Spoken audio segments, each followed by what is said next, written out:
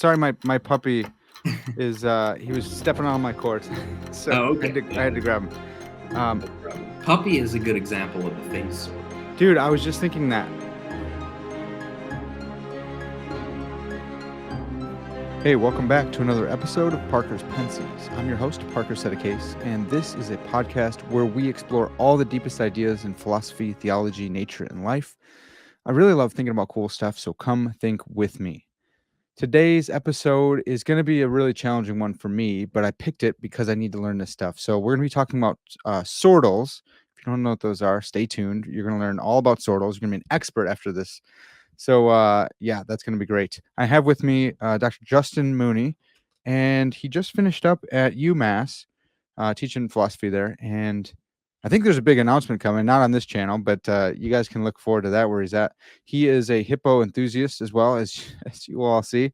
I'm excited. We're going to talk about a recent paper that he just produced. I think it was just released today for Noose, and it's about sortals and his unique take on sortals. I'm going to go at all the substantialists when it comes to sortals. So stay tuned. You're going to learn all about this. It's going to be metaphysics heavy. I'm excited for it. But before we jump in, I want to thank everyone who's making this podcast happen by supporting it on Patreon. The Patreon patrons are the best. I love you guys so much. Thank you for supporting the podcast. If you've benefited from this podcast yourself and you haven't yet jumped on board on Patreon, please consider doing that. You can find the link in the description wherever you're getting this podcast at, and you can join for various different amounts every month. You can do 3, 5, all the way up to 100. If you commit to 100, then you are basically part of my family. You can find that there. There's lots of different benefits that come at different levels. So please do consider that. And if not, or if you want to go above and beyond, you can find the super thanks button right around here. And you can just give a one-time gift to say super thanks. That would be huge. Awesome. All right. Well, that's enough of that. Let's jump in on sortals with Dr. Justin Mooney. Justin, thanks so much for coming on the podcast, man.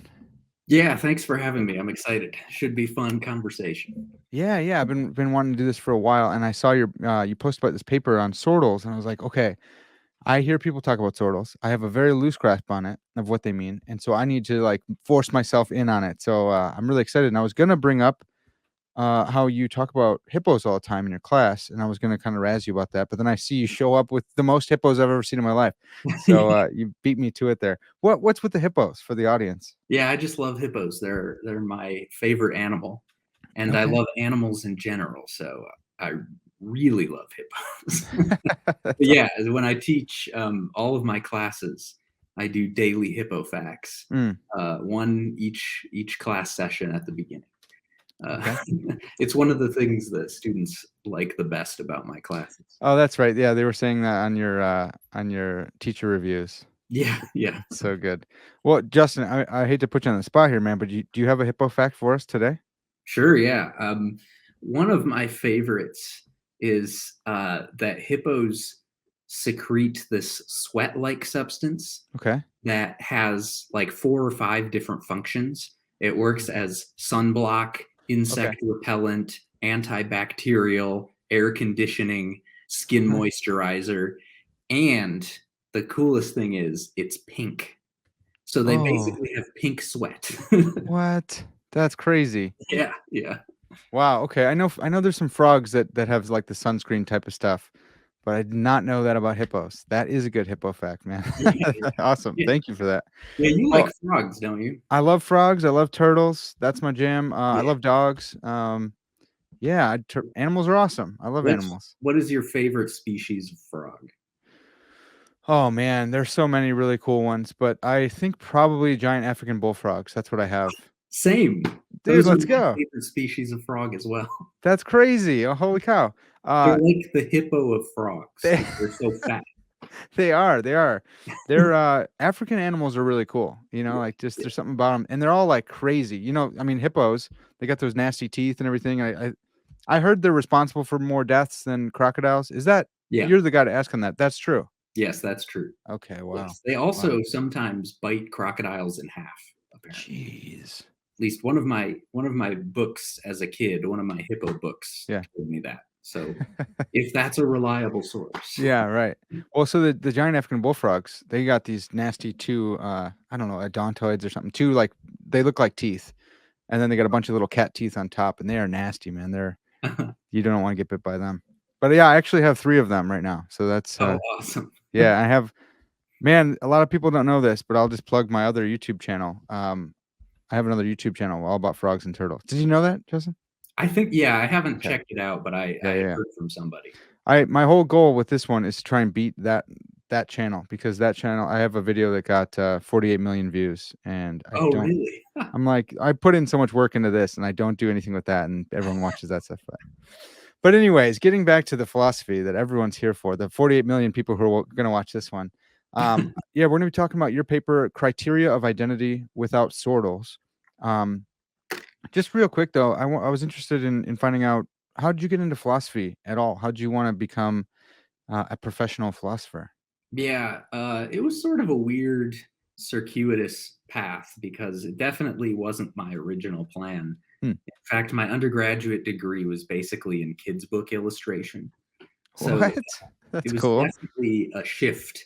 But, like, I started to become interested late high school and college. I started to become interested in um, questions in like apologetics and theology that Hmm. were relevant to my religious beliefs. And so I became interested in reading all about that. And that interest just kind of grew and grew. And eventually I sort of outgrew the popular level apologetics type stuff and Yeah. became exposed to, more academic work. And anyway, so I just kind of, that just sort of blossomed and I ended up, switching tracks from art to philosophy. Yeah. Wow. Do you still mess with art at all yourself? Not very much. Okay. It's something that I just strangely perhaps kind of grew tired of Hmm. after a while. Yeah. That's Um, sad because I was really hoping for a kid's book on Sortals. That would be really nice. yeah. Some people have tried to get me to do like an illustrated philosophy for kids kind of Yeah. book, but there's already some stuff like that out there. So Okay. Okay. Yeah. So, you ended up doing a master's in philosophy of religion at TEDS. Is that right? yeah, so that was like my transition from art to philosophy. I did it by way of that TEDS degree because they Okay. were willing to take me, even though I had almost no official philosophy background at that point. Yeah. And it was also like my first interest in philosophy. Initially, what I was most interested in was philosophy of religion, and that Hmm. was what that program focused on. Yeah. Yeah. It's perfect. And we had a mutual mentor there in wow, Harold Netland. Holy cow, I almost forgot Dr. Netland's name. Yeah, I love that guy so much. So Yeah, you me got too. in you got into yeah, he's just the man, dude. Not enough people talk about him, but I love that guy. I know he is so wonderful. I definitely made it a point to keep up correspondence with him since Yeah. since leaving Texas because he is just a wonderful person and Yeah. he's great. Yeah. It really is. So you got in on philosophy of religion. What'd you end up doing your PhD on then? Yeah, so it's in philosophy, but I specialized. I mean, so I list as my areas of specialization philosophy of religion and metaphysics. Okay. But my dissertation was on a topic in metaphysics. It was about this sortal thing that we're going to Oh, talk. sweet, dude. We're right in your wheelhouse then. I love that. Yeah, Yeah, that's huge. Well, okay. So we've used the word a few times here. What is a sortal? yeah. The short answer is nobody knows. Great.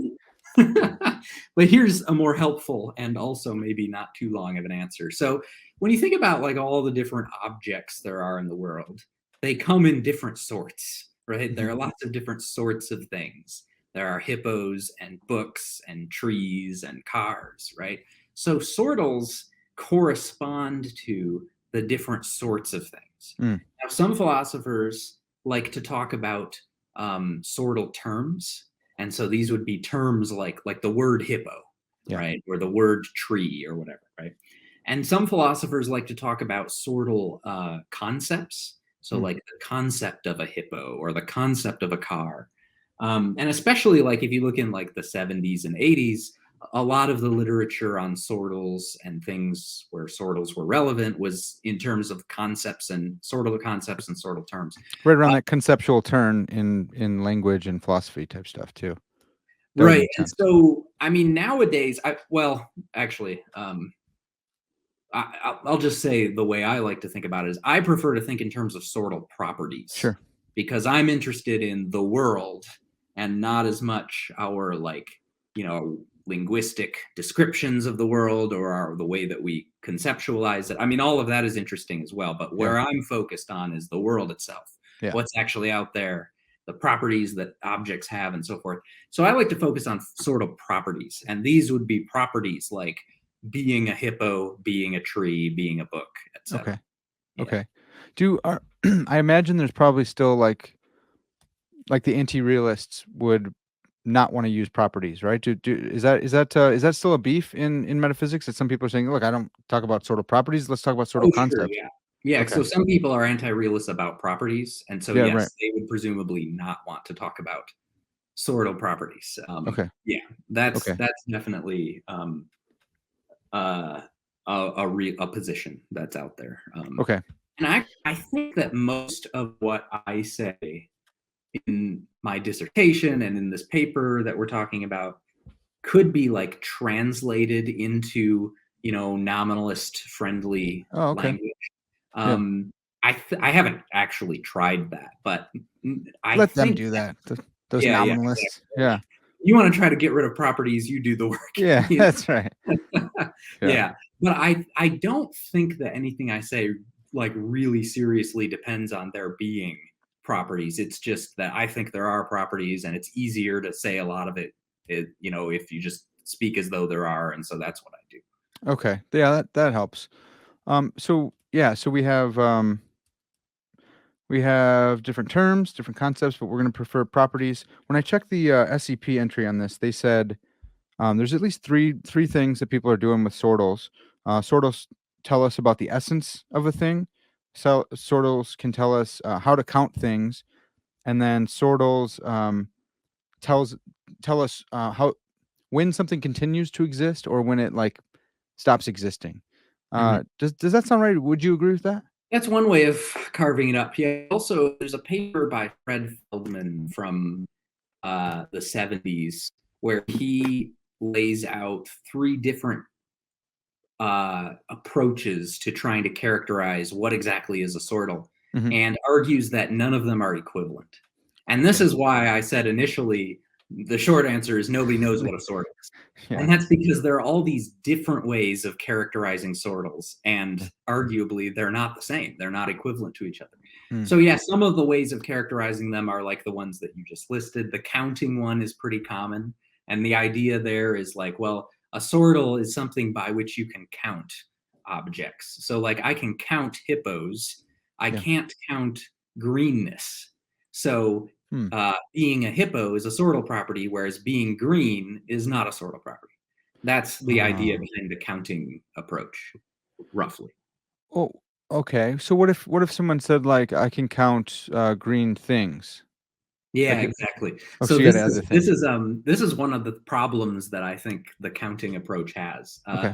So EJ Lowe, is it Lowe? Yeah, I think so. EJ Lowe argues in his book on sortal kinds and so forth. He's like, look, you can't count green things. I think he actually uses red things, but anyway, you can't count green things because like there's just no definite answer to like how many green things there are. And the problem, if I remember right, has something to do with like it's either like, well, how do we carve up and individuate green things, like Yeah. what counts as a green thing, or it might have something to do with like infinities or something like that. I don't remember exactly, but I think that Feldman has a response to this, because Feldman says, look, I mean, surely it could be the case that there are zero green things, in my attic or something like that. Right. And so, in at least some cases, you can count green things, Yeah. but we don't think normally that green thing is a sortal. Okay. Um, or similarly, he says, there could be at least 6 green things in my attic, right? Like maybe not, maybe there's a problem about there being exactly 6 green things, but there could be at least 6 green things. Yeah. Yeah. Well, So that's one approach, and it does have some problems. okay. Another problem Yeah. with that approach, uh, my friend Cruz raised. This was his first thought. As soon as I told him this, he was like, "Well, what about mass sortals?"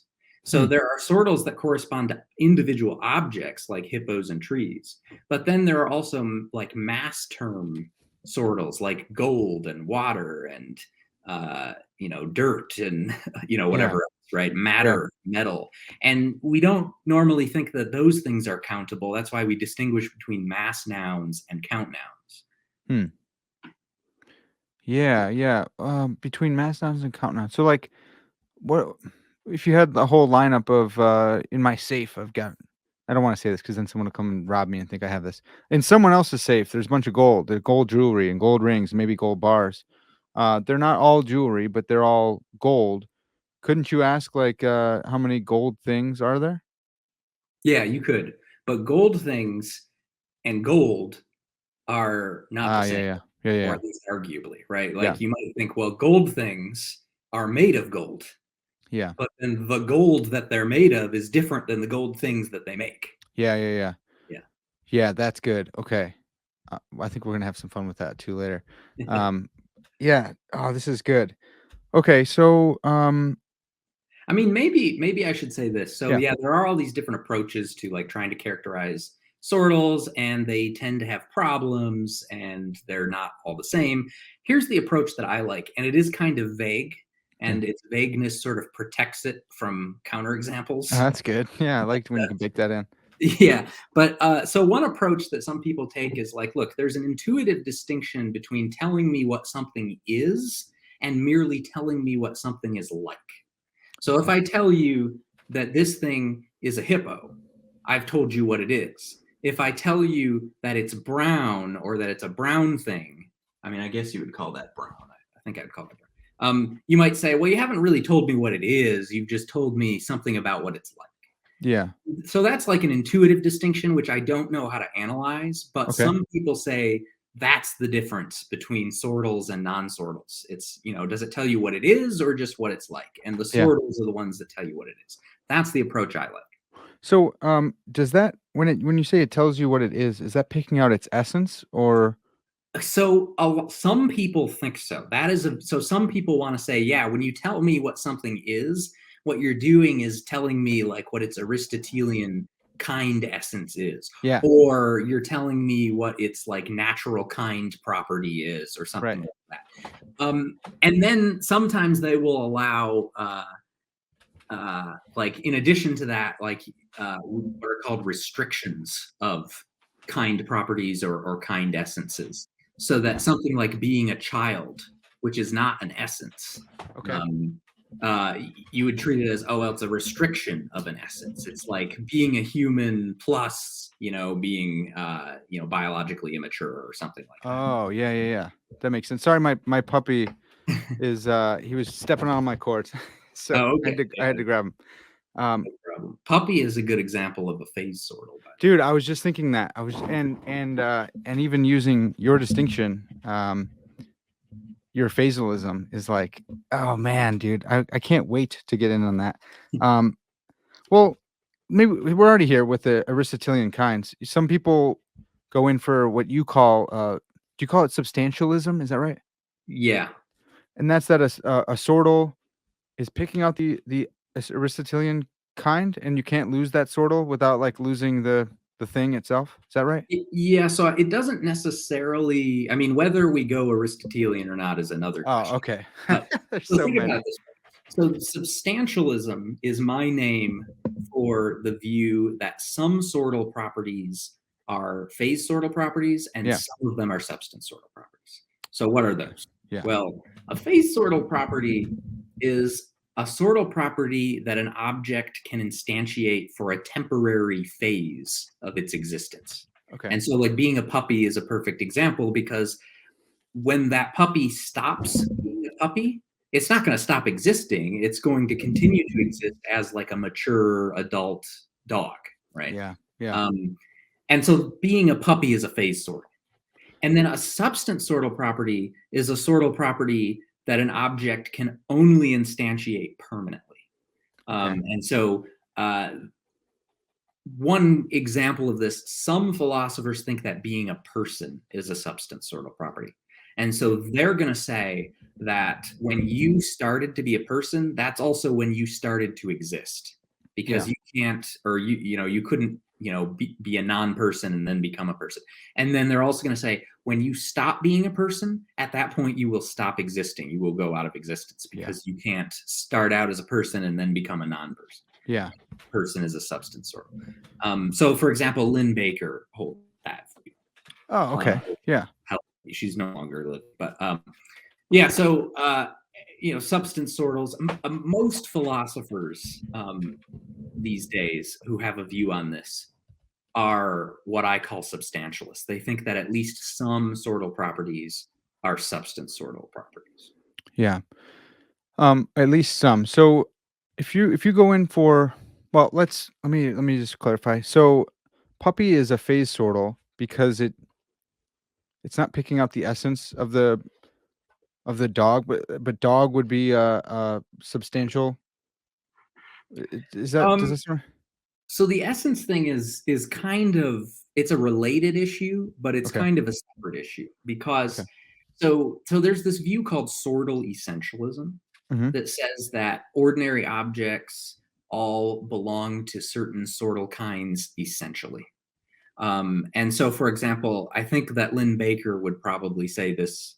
She might say this somewhere about being a person. The idea is that not only are you a person permanently, but you're also a person essentially. Mm. So that it's not possible for you to not be a person. Yeah. All right. So there's two different views here, one of which is a little bit stronger than the other, right? Like, one view just says you can't go from being a non-person to being a person and then back to being a non-person. If you're a person, you're permanently a person. And then there's a stronger view that says not only are you permanently a person, you're also a person in every possible world Mm. where you exist. Yes. So that view, sortal essentialism, entails substantialism, but substantialism does not entail sortal essentialism. Gotcha. So that sortal essentialism is what I wrote down on the outline for you.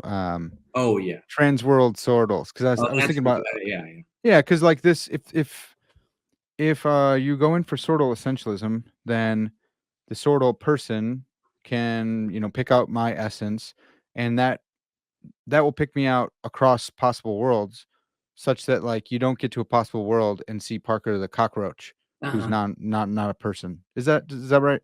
Yeah, that's right. So I think the way I would say it is that that sortal is a part of your essence, or at least it is one of your essential properties. Yeah.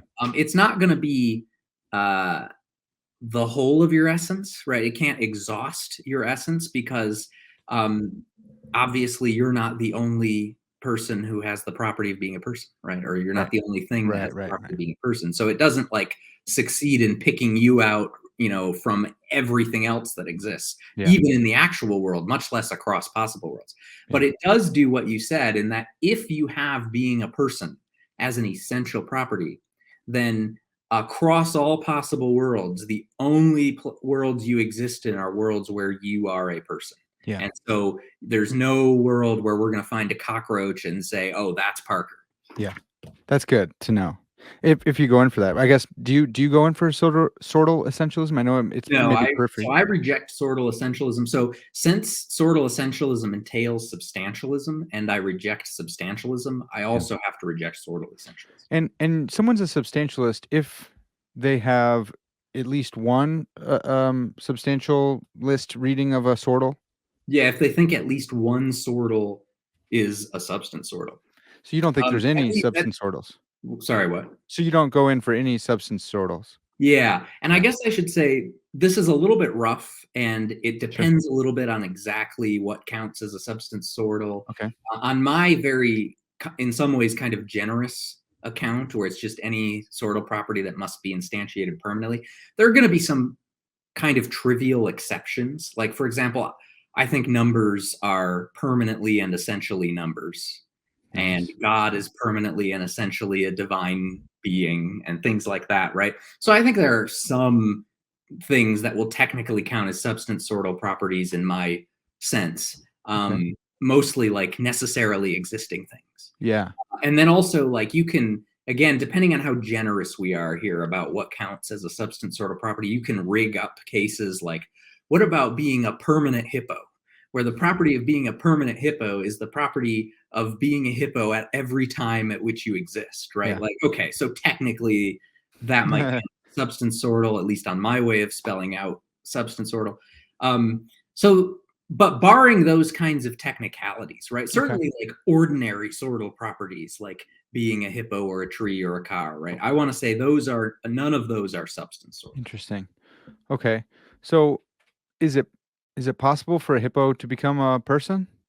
Yeah. So in this sense, right? Right. So when you first say that, it can sound weird Yeah. because of like a trick of language where it's like, well, but nothing could be both a hippo and a person at the same time, you might think. Though that's actually not entirely obvious to Yeah. me. Yeah. I don't see why. Yeah. Sure. But so even supposing that's true, my view only commits me to this. A thing which is at one time a hippo can be at another time a person. Hmm. So it could like turn from a hippo into something else like a person. Yeah. Yeah. So when your paper's about identity, and I don't know what to make of your view. Like when I first read it, I was like, yeah, this seems good. And then when I read it again, I was like, it seems nuts. And then I keep going back and forth. So like a puppy, like my dog, Theophilus is a dog, but he's in puppy phase right now. I guess that would be the phase sortal that you could pick him out by. But he will cease to be a puppy, and yet Theophilus will still exist. I think everyone wants to admit that. If he continues on his biological path. Yeah. But the puppy Theophilus like no longer exists, I would want to say. But help me think through that, because the phasalism seems like counterintuitive at first. Well, I don't Yeah. know. At Well, second, at third, yeah. we should probably say what phasalism is because I think we talked about Oh, substantialism. yeah. Maybe we Yeah. skipped over that. Sorry about that. Yeah. Yeah. Well, just to make sure that we don't get lost here. Yeah. So Sure. my view is phasalism. And I've borrowed that term from Dan Corman, who uses it in a similar way. He doesn't endorse the view, but he uses it in a similar way. And so I've just sort of appropriated the term. Okay. And my view is that, basically any of these cases where an object sort of changes from one sort to another are phase sortal changes, like the child growing into an adult or the puppy growing into an adult dog, right? Like these are all changes where the original object doesn't stop existing when it stops being an object of the sort that it initially was. Yeah. It just stops being an object of that sort. So here's an example from Eli Hirsch. He talks about this case where a car is crushed into a block of scrap metal. Now, his view is when the car is crushed into a block of scrap metal, it goes out of existence. Car is gone. My view is it doesn't stop existing at that point. It just stops being a car and starts being a block of scrap metal. Yeah. And I want to say the same thing about like just any other, well, roughly any other sortal change involving ordinary objects. So like if you've got a clay statue and you squash it into a lump, I say statue doesn't stop existing when you squash it. It just stops being a statue, right? Yeah. Well, so it's just like the object still exists, right? But Yep. it no longer. So this is what's tough here. So the statue has certain properties, and when you smash it, it's no longer instantiating those properties, right? It's no longer instantiating the property being a statue. Yeah, Right. and having a nose and resembling Right. Adam Yeah. or So it's whoever. going to lose a lot of properties. It's going to retain some as well. Like it's going to retain the property being made of clay, for example. Okay, that's good. That's Yeah. good. So there's this object there that's been there when it was a statue. That's there when it's clay again. But doesn't When it it's seem? got like a long, yeah. But isn't the statue like gone? Isn't it like not there? Yeah. So it depends on what you mean. Yeah. There was a statue, Hmm. and in a certain sense, the statue is gone because it's no longer the case that there is a statue. Hmm. But we still have a thing, on my view, that is, that we Right. still have a thing which was that statue, right? Like, so Oh, okay. yeah, The yeah. lump is the thing that was the statue. Yeah, the I mean, lump that's itself. so it's obvious, but when we're thinking about it at this high level, yeah, okay. Yeah, and I mean, even more succinctly, the lump was a statue, Yes. and it was that statue, Yeah. and it is no longer that statue because it's no longer a statue at all. Yes. Yeah, Okay. But it's but you'd say it's still the same object? yeah, the same object. Yeah, Okay. Okay. and so, Yeah. and I understand same object to be like classical numerical identity. Yeah. Um, I'm not trying to do anything weird with that. Okay. Okay. And so when Theophilus, my puppy, when he becomes an adult puppy, I don't know, somewhere around like what, a year and a half or something, let's say, he's like for sure an adult then. Um, Theophilus, he is the same object that used to be the puppy, but is now an adult Bernedoodle.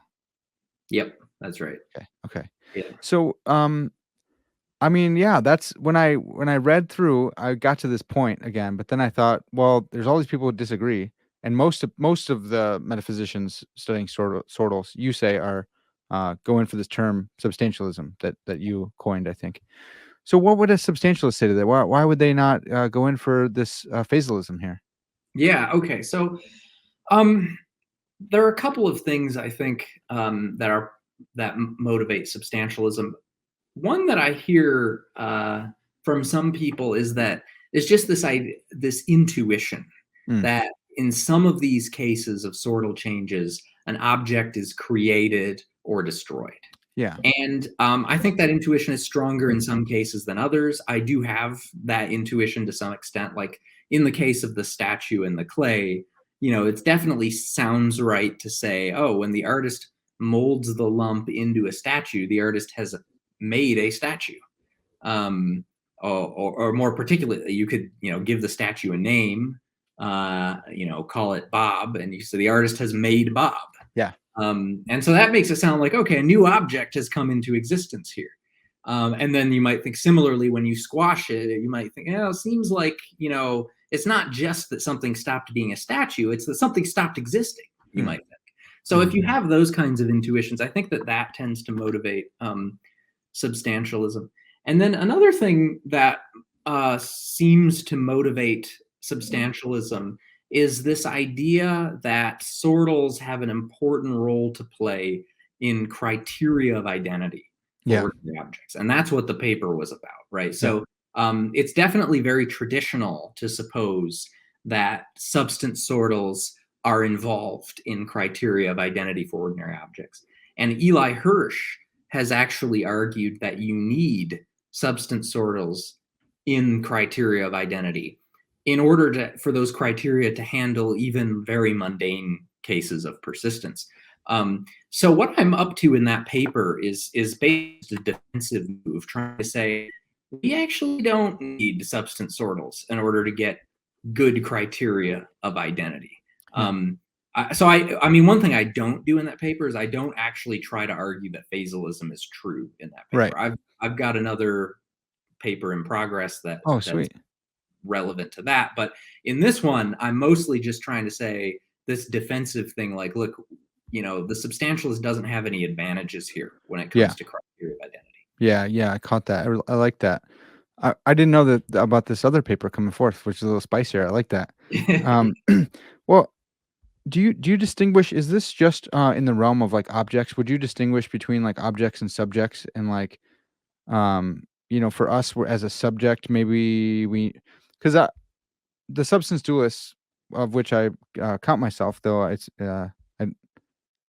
I'm still in progress. I'm still learning and stuff, so I'm even like embarrassed to call myself anything, but substance dualists say, well, like if you have the substantial soul, and they just differ on what that is, whether it's a substance or not or whatever, but that's how we can count identity over time. And I would think that would be like a substance sortal of sorts, the soul. Do you, Oh, yeah, you see what I'm getting at there? yeah. Like, Yeah. I is this just think for I'd material say, objects? Yeah. yeah. So I think that I say in my dissertation that I'm limiting the scope of my discussion to material objects. Gotcha. Gotcha. Yeah, and so mostly I just kind of stay neutral about like, so Trenton Merrick's actually has argued that it's possible for an immaterial object to become a material object and vice versa. So if that's the case, then it seems like, this phasalist view could easily be extended to even immaterial substances, but I'm not committed to that. I don't know whether he's right about that or not. Yeah. Yeah. Okay. So yeah, phasalism, man, this is wild stuff. This is so good. I'm like, I keep seeing it and I'm like, yeah, I think he's right. And then I like lose it. Well, maybe I should tell you part of why I think it's true. Yeah, please. If that would be interesting. Yeah. So my approach to metaphysics, I'm one of those people who really likes what's sometimes called common sense metaphysics or folk metaphysics. And so the idea is that there are a whole bunch of metaphysical beliefs and inclinations that ordinary people have about the world and its metaphysical structure before they start doing any fancy philosophy. They just kind of automatically, adopt certain views or are inclined towards certain views about the metaphysics in the world. And I'm one of those people who thinks that, those folk metaphysical beliefs and inclinations, that, we have them for reasons, and those reasons are often good reasons. And so when I do metaphysics, my method involves respecting folk metaphysics to a high degree. I try to retain as much of it as I can. I treat the components of folk metaphysics as enjoying like a substantial degree of pro tanto justification, so that you can't throw them out lightly. You have to have really good reasons. Okay. And so I want my metaphysical picture of the world to match up with the folk metaphysical picture as much as I can get away with reasonably. Yeah. And so phasalism, I actually think, is a better fit with folk metaphysics than substantialism is. And that's one of the big reasons why I like phasalism. And the way to see this, or at least the best way to see it, is any case where you have a candidate substance sortal change, like the statue and the clay, you're also going to have a material coincidence puzzle. All right, so here's like the famous puzzle about the statue and the clay. While the statue exists, it's in exactly the same place as the piece of clay it's made of at exactly the same time. Yeah. And normally we think, oh, well, I mean, until you start doing philosophy and then people start telling you otherwise, normally we think, oh, yeah, you can't have two objects in the same place at the same time. Right. And so that seems like a pretty good reason to think that the statue just is the piece of clay, right? Yeah. But what happens if you squash the statue? Well, like we were saying a minute ago, it's a lot of people have the intuition like, oh, the statue has stopped existing, but the piece of clay is still there. And so now it starts to look like, oh, there are differences between the statue and the piece of clay. One of them is still around, the other isn't. Yeah. But there can't be differences between them if they're just the same thing. And so now we've got a puzzle. Are they the same thing, or are they two different things? Yeah. And one solution to this puzzle is phasalism. And it's just to say, look, being a statue is just a phase that the piece of clay goes through temporarily. And so what happens when you squash it is nothing goes out of existence. It's just the piece of clay stops being a statue. Yeah. Now, there are other solutions to the puzzle, but I think the phasalist solution fits the best with folk metaphysics. And one of the reasons, I won't go into all the details, but one of the key ideas here is this. A lot of the substantialist approaches to this puzzle introduce exotic metaphysics of some sort or another. They'll either end up saying that actually you can have objects in the same place at the same time, and that's like ubiquitous, like that's happening all over the place. Yeah. And so there are actually a lot more objects in my immediate surroundings than I would normally think, and so on. Or they'll end up saying like, another view is like the temporal parts view, which introduces the idea of temporal parts and says that, persisting objects are spread out in time in something like the way that they're spread out in space. They have different parts at different times. Space-time worms, yeah. Yeah. And so it turns out that normally you would have thought that the thing filling this person-shaped region right here in my chair, normally you would have thought that was the whole of me. But on the temporal parts view, it turns out to be a very small part of me, Right. which I think is pretty wild. Yeah. And I mean, so these are cool ideas, and I think it's good that there are people developing them and defending them. But it seems to me like the core idea of each of these is pretty not folk metaphysicsy. It's like, okay, let's introduce something kind of exotic.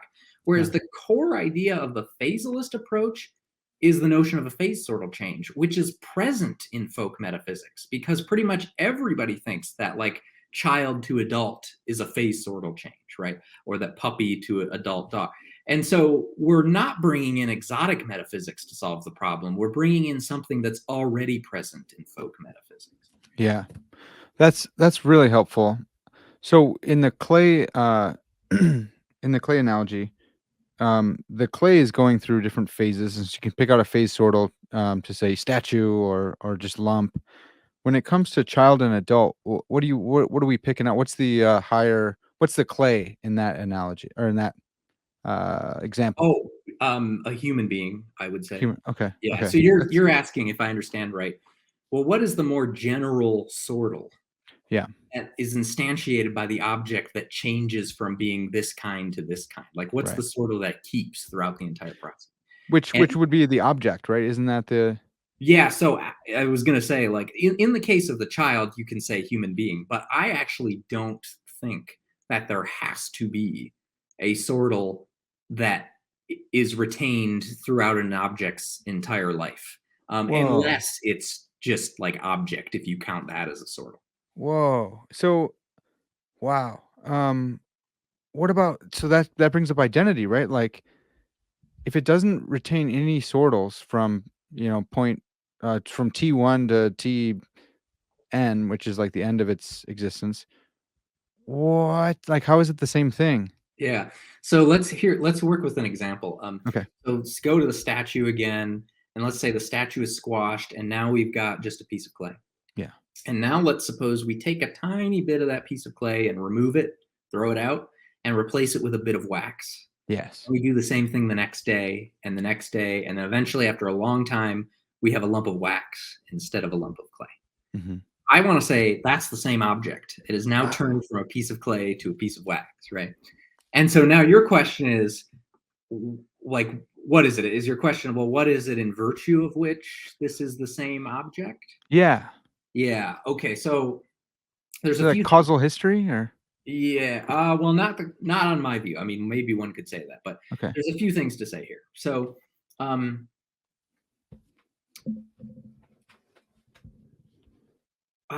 trying to figure out what the best place to start is, but I guess all right. So one thing to say is I think there is something in common, like all the way across that series. It's just not a sortal.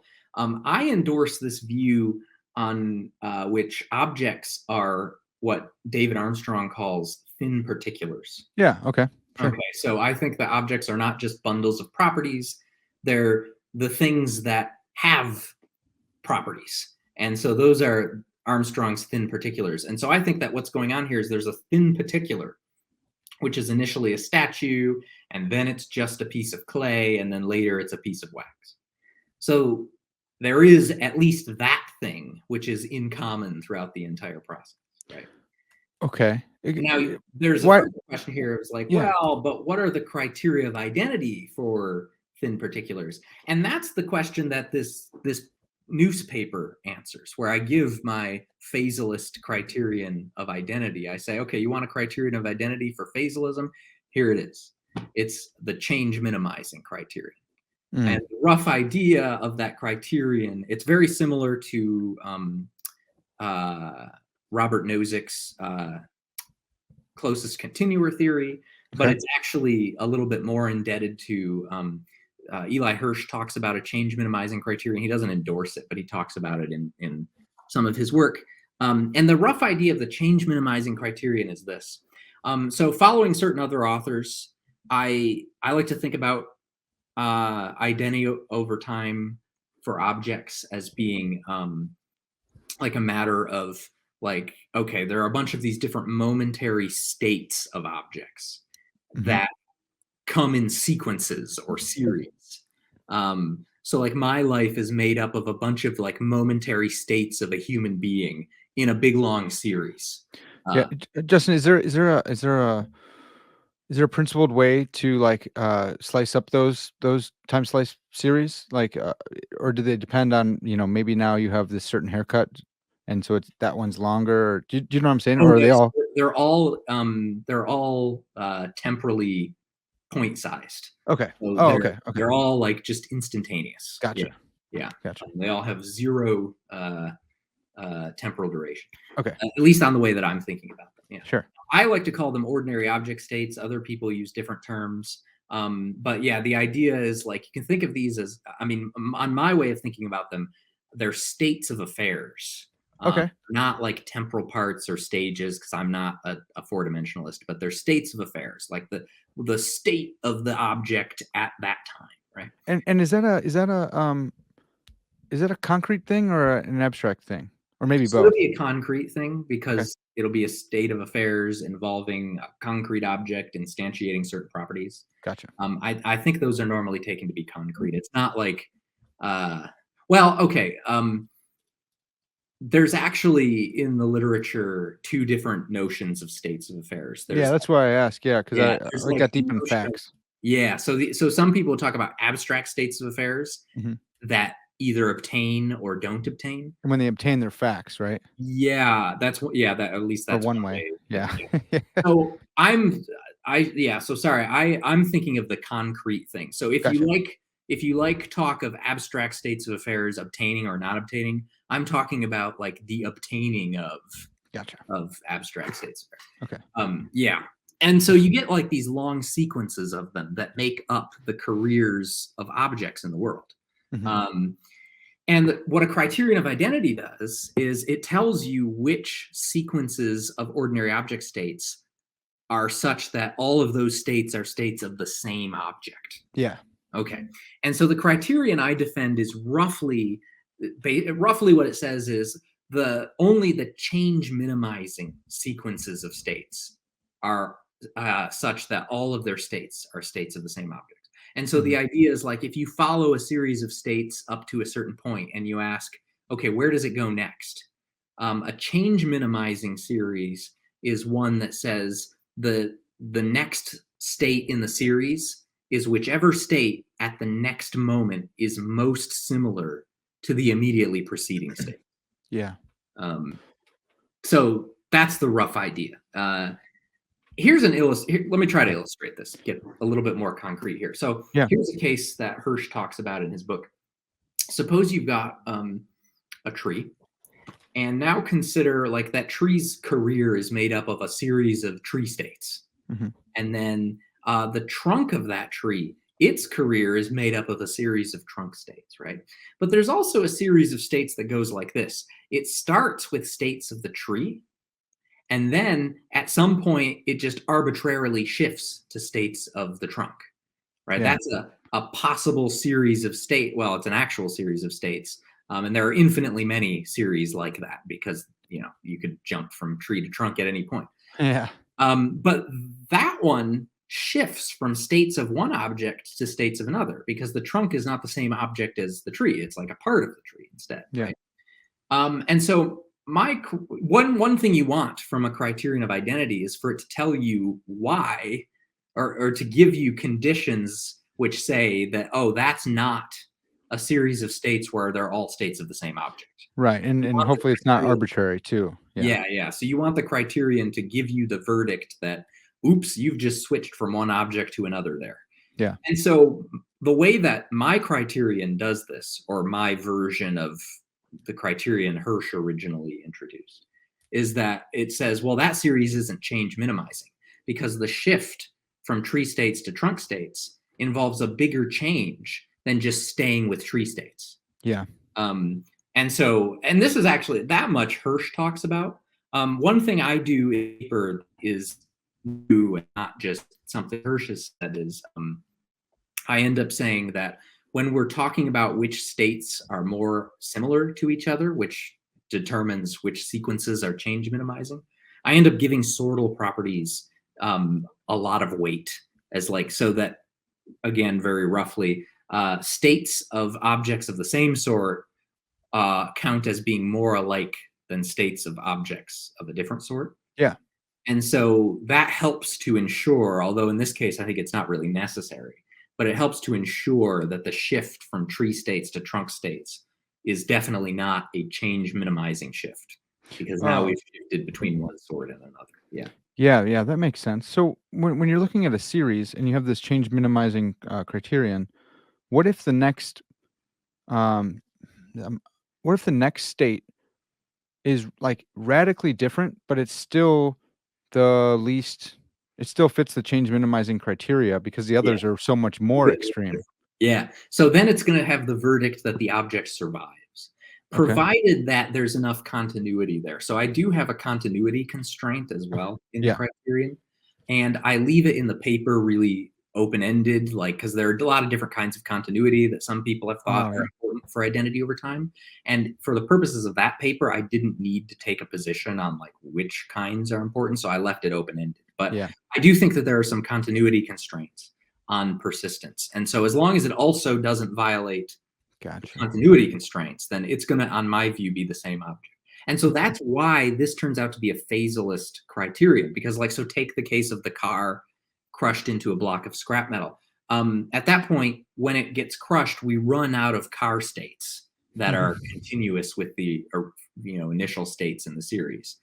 But we still have hunk of scrap metal states, and Yeah. they're going to be more like the final car states in the series than any other states at that time. Mhm. So that's going to count as a change minimizing series from car states to hunk of scrap metal states. Yeah. And so by my criterion, it's going to turn out that this object that started out as a car survives as a hunk of scrap metal. So we get a phasalist conclusion. Yeah. Can So we got that hunk of scrap metal, and we start replacing its parts again. It's enough to satisfy the change minimizing criterion, and I just forgot the other name. What's the other criteria? Uh, Criterion? you mean like the one in the paper that I talked about? Yeah, you just mentioned it. The sortal criterion? No. Oh shoot, man! I wish I could rewind right now. Um, uh, continuity Oh, criterion. the condition, the other condition. Yeah, the Yeah. continuity. Condition. Sorry.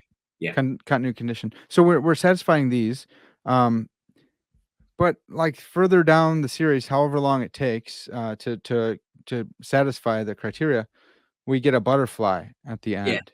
Is Yeah. that Yeah. possible? Is that possible to turn that car to then crush it to then turn it into a butterfly and it be the same object?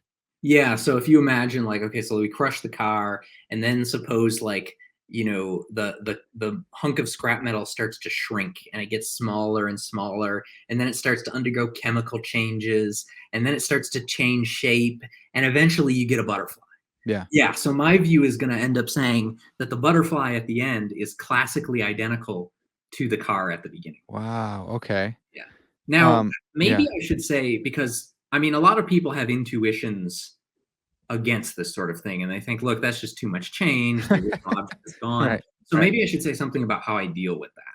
Yeah, please. So I appreciate that there are these intuitions, but I want to give them a different explanation. I want to say that when we have the intuition that the object has stopped existing in the course of a sortal change, it's not that the object has been literally destroyed, like it's literally stopped existing. It's that there's been a break in certain counterpart relations. So Hmm, once you've got these ordinary object states that I talk about, yeah. you can also have counterpart relations between those states. And those are going to be like similarity relations, is the way people normally think about counterpart relations. And so then what I want to say is, and this is based on a similar idea from Ned Markosian, but what I want to say is, in order for something to be the same phi, where you can put any sortal in for phi Yeah. over a period of time or a course of change, it has to stand in the phi counterpart, or its states at the earlier time have to be phi counterparts of its later states, right? So start with a car, we crush the car into a block of scrap metal. The block of scrap metal states are not car counterparts of the car states, because they're not even car states. Yeah. So that block of scrap metal is not going to be the same car as what we started with on my account, even though it is the same object. Yeah. Because the object counterpart relation for me is just the classical identity relation, right? Yeah. And suppose we keep going and we end up with the butterfly. Okay, well, the butterfly is not going to be the same car. It's not going to be the same hunk of metal. It's not going to be the same butterfly, because obviously there aren't even, the butterfly is not, those are butterfly states. They're not car states. They're not hunk of metal states, right? Yeah. But also something else has happened, I think. And that is, all right, so the whole time we've had like a hunk of matter here that was first car shaped and then hunk of metal shaped, and now it's butterfly shaped. I want to say that hunk of matter has changed so much. It's so much smaller now and so on, and totally different shape. It's not the same hunk of matter that it was. So even though we have hunk of matter states all the way through the process, those at the end are not hunk of matter counterparts of the states at the beginning. And that kind of thing, my hope is that kind of thing can account for our intuition that, like, the original object is gone. It's like, well, kind of. There's been a break in sameness of a certain sort, but not of classical identity. Okay. Yeah, that is helpful. Yeah, I wonder, this is totally peripheral. But like the car states and the hunk of metal states are not identical. Obviously, we all know this. But like if someone jacked my car and smashed it up in one of those, compressors and turned it into a square hunk of metal, Yeah. I think I would still own that property. It would still be mine. A hunk of metal. Yeah. Because it was my car. But then at some point along the series, and maybe this is like a problem of vagueness or something, but like when it becomes a butterfly, it doesn't seem like I own the butterfly. And this is like law. Now we're getting into ownership and who knows, right? But any like intuitive thoughts on that? Yeah. Or here's a more extroversion case. Suppose it turns into a child.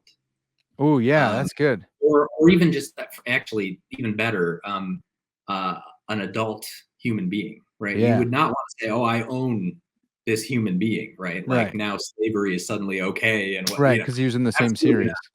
Right. Yeah. So here's what I want to say about this. There are moral properties that become relevant to sortal changes, but what I want to say is they don't track, or at least they don't necessarily track, classical identity. They instead track the sortals. So that, like, if there are certain moral properties that attach to being a person, for example, then as soon as a thing becomes a person, it now has a new moral standing than it didn't have before. Yeah, it tracks the sortals. That's good. Okay. And like you said, the whole series doesn't have to have any sortals in common from the beginning to the end. Yeah, at least on my extreme view, I guess. Yeah. Man, this is so good. Well, Justin, what oh no. I like the thin particulars take on that view. If you're applying that to human beings, like what are we? What's the thin particular that? Oh, yeah. So, I waver between two different views on what human beings are. Some days I like substance dualism, and some days I like animalism. So just to make sure that the audience is tracking, I don't know who all is watching, right? So substance dualism, we mentioned earlier, is the view that a human person is either an immaterial soul with like a body that's associated with it, or they're like composed of an immaterial soul and a body. So the soul is like a part of them instead of being identical to them. And the body is the other part, right? And then animalism is the view that a human person is identical to the human animal, that, if we think of ourselves as like advanced animals, right? Like there is some kind of animal sitting in my chair right now, some organism. The animalist says, that's you. You're that thing. I have toyed with the possibility of combining these two views, but I haven't really thought about this in a lot of detail. But I've sometimes thought, well, look, the kind of substance dualism that seems most attractive to me, the emergent substance dualism that people like William Hasker defend. Yeah. And you might think, like, look, why couldn't like a conscious field, or however it is he thinks of the soul that Yeah. emerges from an organic system, just be considered part of that organic system? It's not a material part, but Right. why couldn't it be part of it? And then in that case, why wouldn't it just be part of the organism? And so then you could say both, that the human person, you could be a substance dualist and also an animalist. The human Yeah. person is both the composite of soul and body, and it's an organism. Yeah. So that's a view that I've like toyed with a little bit, and in some point in the future, I want to think more about That's that. awesome. I've been thinking about that a lot as well in the exact same way. So that's pretty cool. Oh, Um, cool. Yeah. it's so good. You And had asked about what was thin it? thin particularism. So like, Yeah. oh, on that view, it would be like the you are the soul on the thin particular. I only know thin and thick through like a hylomorphist reading. So like on the hylomorphist reading, like a thick particular is the Oh, I see. form and matter, but on a thin particulars, it's just the form. So the Right. yeah, So I should say that I'm not super familiar with the hylomorphist literature, and so I sure, don't want to try to tackle that, just because yeah, I will no probably worries. just say things that are false. But I do all the time. thinking about it non-hylomorphically, so it seems to me, if you're a thin particularist and you're also an animalist, then what you're going to be saying is this: the animal that you are identical to is a thin particular that instantiates properties like being an animal and being a person and so on, right? Yeah, And so you're both identical to an animal and identical to a thin particular, because the thin particular is the thing that is you, and it also instantiates being an animal. Um, okay, and then on the substance dualist view, uh, let's take the version of substance dualism that says you are identical to a soul. yeah, Not that you have a soul as a part, but you just are it's the good. soul, That's right? a good one. Take that view. I think that the thin particularist is going to end up saying this: that you are again identical to a thin particular, but one of the properties that that thin particular, has, is the property of being a soul. Yeah, So the thin particular is the soul, yeah, and it's you, and you're the soul. yeah. Right. Yeah, yeah. That's So good. that's how it would go for that version of substance dualism. Okay. That's awesome, man. This was super good. Well, one I wanted to finish up because you talked about this in the paper, Mhm. because it's the background is Vision from WandaVision, and for those who have seen it, there's two visions at the end, and they're kind of arguing with each other. And to sound really smart, they say, you know about the Ship of Theseus from Identity Metaphysics. And I asked all my philosopher friends, they're like, yeah, we don't call it that. That's weird, but it sounds kind of smart. Um, so we could go either with Vision or we could go with the ship. Can you help us think through the Ship of Theseus or the Ship of Visionus on a phasalist account? So I actually still have not watched WandaVision, but I've Oh, heard I just about. spoiled it for you. Oh, no, no, don't worry about it. I All mean, right, cool. I've heard a little bit about the Ship of Theseus in it. Okay. Yeah. So here's the puzzle of the Ship of Theseus, and I'm going to give you Hobbes's version because Yeah. that's the cool version. Okay. But so, all right, so we've got a ship, and it's called the Ship of Theseus, and it's made of wood. And then somebody decides, hey, one of these boards is getting kind of old. Let's replace it with a newer one. So they take a board off the Ship of Theseus, and then they replace it with a new one. And then they do that again and again. And over a long period of time, eventually all of the original boards are replaced by new boards. And so now we've got the original ship and this whole process of replacement that has led us to a ship made of new boards. Hmm. Okay. And it's tempting to say that the ship made of new boards is the original ship, because at any rate, a lot of people have the intuition that a ship can persist through gradual turnover of all of its parts. Yeah. Okay. But now suppose that all the old boards that have been replaced, they're all laying around somewhere. And somebody comes along and takes those old boards and puts them back together in exactly the way that they were when they originally composed that ship that we started with, right? Hmm. Here again, it's tempting to say that this ship, which is made of the reassembled old boards, is the original ship. Right. Because again, a lot of people have the intuition that like you can take a ship apart and put those boards back together again and get the same ship again. Mhm. You can reassemble the same one. Okay, so now we've got a puzzle because we have two ships, the one made of the new boards and the one made of the reassembled old boards, each of which seems like it should be the same ship as the original one. Right. But they also seem like two different ships because they're in two different places at once and they're made of different boards, right? They seem like different ships.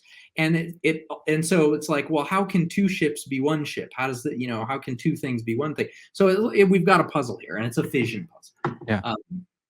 Yeah. So there you go. But anyway, okay, so how do we solve this puzzle? Well, there are a ton of different solutions that have been suggested. And the reason this comes in my paper is actually because I'm illustrating a certain point about the criterion that I defend. It's meant to like illustrate a certain objection to that criterion that I talk about. But forget about all of that. Let's just think about what do we do about this puzzle, right? Yeah. Because people Yeah, yeah. can read the paper if they want to. Yep. They're probably more interested in like, how do we solve the puzzle of the Ship of Theseus, right? Right. I mean, the solution that I go for is one that says that the ship made of new planks, after that gradual replacement process is the original. Hmm. And the ship made of reassembled planks is not the original. And that's because given certain other views that I hold, my change minimizing criterion ends up having that consequence, that the ship made of the new planks is the original, the ship made of the reassembly planks is not. However, it also has the consequence that if you don't replace the original planks, if you just take the original ship apart and then put the planks back together, then you do get the original ship again. The reassembled one is the original. So whether you get the original ship when you put the old planks back together depends on whether you, there's that other one out there that where you gradually replaced the planks. Some people think this is really counterintuitive. I think it's only counterintuitive if you think that there is like a metaphysical, like grounding type explanation. Oh, yeah. Facts about identity. I deny that. And I talk more about that in the paper. So I'm okay with this kind of view. And in fact, what I do is I end up giving a causal explanation of what is going on here. I say ordinary objects all have conservative dispositions, which means that they are they try to sort of stay the same. I mean, this is speaking anthropomorphically. They try to stay the same as much as they can, but they retain their properties as much as circumstances allow. So they don't want to change a whole lot. They want to change as little as they can. And so the idea is, well, the Ship of Theseus has this conservative disposition. Then as you start to replace planks one at a time, each plank replacement is just a very small change.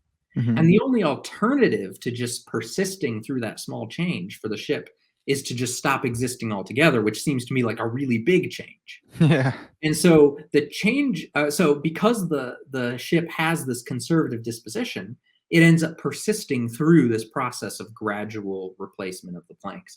And so by the time you go to reassemble the old planks, the ship is now over here made of different planks, and so it's not available to be reassembled. So but suppose you don't replace the original planks. Suppose you just take the original ship apart, and now you've got a pile of planks. Well, because objects have these conservative dispositions, those planks are disposed to compose the same ship again when they're arranged appropriately. And so given that there isn't, that ship didn't survive because you didn't replace the planks and it's not out there somewhere else, right? If you put those planks back together again now, they're going to compose the original ship. And so you will get the original ship reassembled. Yeah, and that seems really intuitive. Even just thinking about like a car, like your mechanic could take all your car apart and then put it back together, and you don't have to go to the DMV and re-register or anything like that. Yeah. Um, but let's say they don't. You know, the classic one, like we said, is to replace the parts. If they don't replace the planks, um, they take it apart to exactly 50%, and they replace the other 50, they reassemble the other 50% over here. So now you Yeah. have two assembled halves of the Ship of Theseus. Now you have like the next sequence, the next move in the sequence is either going to make one more and one less, or this one more and this one less of the Ship of Theseus. Like, does that complicate things if we do half and half, exactly half and half? Let me make sure I understand the case you're imagining. So you're saying, well, okay, suppose we remove half of the planks from the original ship. Yes. And are you saying we're removing them one at a time, like Yeah. gradually? Yeah. Okay. And maybe we're reassembling over here, those same they're very same Oh, pieces. yeah. So you start to put like, okay, so you take one plank from the original Yep. and put it over here. Yes. Then you take another plank from the original and you like attach it to the one over here and you Yeah. start building another half of a ship. Yes. Yeah. Right. Okay. So my view about what's going on there is going to be basically the same as the view of what happens in the original case. Mhm. The original ship, because of its conservative disposition, is going to persist through the gradual, like, okay, losing one another plank, another plank, another plank, rather than just Oh. ceasing to exist, which is like this huge change. And Yeah. so you're going to end up with this pile of planks, and as long as that original one is still existing in that like remaining half of the planks, Yeah. anything you try to build out of the other planks over here is going to be a different ship. Okay, what is does that go all the way down to the last, like, nut and bolt? Or Yeah, so I've actually been thinking about this recently because I still need to work out some of the details of my view about disassembly and reassembly. yeah. But currently I lean towards the, yeah, like if you gradually remove the parts, then the original object continues to exist all the way down to like almost to the very end. Okay. Now what I have this view, this hasn't been published yet, it's under review somewhere, but I do have this view that there are certain kinds of part loss that destroy an object, Okay. but it has to be well, I'm not going to lay out all the details, but like if you lose a big enough part all at once or an Yeah. important enough part all at once, roughly, that can destroy an object all at Sure. once. And Sure. this ends up being built into my continuity condition in my criterion. All right. Okay. And so there are scenarios where, like, if you were to like just take the ship of Theseus and split it in half, like the Titanic, that could destroy it all at once. But Okay. if you're doing this like one plank at a time kind of thing, you're not going to destroy it until you get down to maybe like the last couple of planks, and then you divide them apart from each other. Yeah. And now what you have left, that remaining object, you've basically just split like roughly in half. And so, Yeah. Yeah. yeah, yeah. All right, last thing on this, just really quick. And again, like you said, you're still working it out, but what counts as gradual? Because I can imagine, setting up a machine to disassemble, and you could set the machine to take off a part every 5 minutes, and that seems like it might be gradual. But then you could, if it's a machine, you can go all the way down and say like, well, 30 seconds or 10 seconds or Oh, yes. Good. Yeah. So actually, the word using the word gradual here is a little bit of a it's not exactly accurate, right. and that's because it actually does the time is not what matters as far as my view goes. It's Oh, more of the increments. And so it's like, oh, and so it's okay, a matter of continuity and not about like slowness or fastness. okay, Yeah. okay, So even if you like took the, if you did one plank at a time, but you did it at like super speed so that it all happened within a second, yeah, still one plank at a time. And so one small change following another, following another. And so I'm still going to say, yeah, the ship actually persists through that. It just at some point stops being a ship. yeah, And it even at some point stops being the same, hunk of wood, because I'm going to say that the hunk of wood counterpart relation is exceeded at some point in there. Like there's not Yeah. enough of the same wood, you know. Yeah. Are sequences that follow each other, are they you'd call those counterparts? Like this sequence here is followed by this one, and they're counterparts of each other? 'Cause when I think of counterparts, I think of Lewis, and I know you're not using that in the same way, but Lewis's counterparts weren't identical, and so I'm wondering if you have counterparts in the series, do we even have identity at all? The counterparts are the states, those ordinary object states. Yeah. Those are numerically distinct from each other. But Okay. the object that is in those states Yeah. is often going to be numerically the same object. Gotcha. So Okay. this is like an endurantist twist on counterpart theory. Yeah, that's interesting. Yeah. In fact, so I don't know if you know, so stage theory is like Hmm. what you get when you take David Lewis's counterpart theory, but apply it across time instead of across worlds.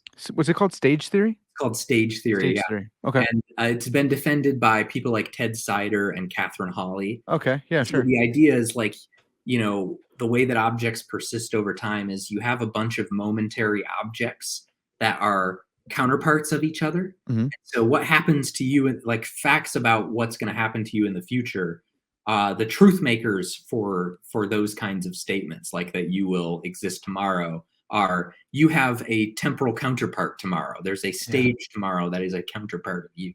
Yeah. So that's stage theory. My view, I sometimes describe as stage theory for endurantists. Okay. So I'm not a stage theorist. I think that there's an object there are objects that persist over time by being identical over time. Yeah. But they have all these different states at different times, and those states can stand in counterpart relations or Yeah. not. Yeah. Yeah, so that state of affair has the same object, even though it's not the same state of affair as its previous one.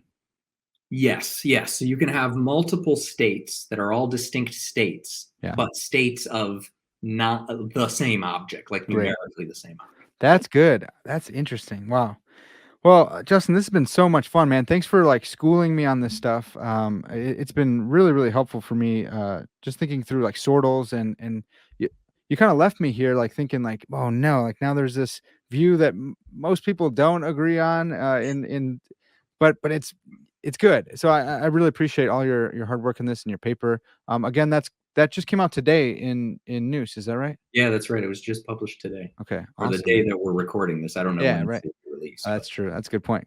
Good job. Leave it Yeah. to the philosopher. Well, that's awesome, man. So I appreciate your work. And if someone wanted to find out more of your work, like where could they go? Yeah, so I have a website. It's just justinmooney.net. Mooney is spelled with an EY on the end.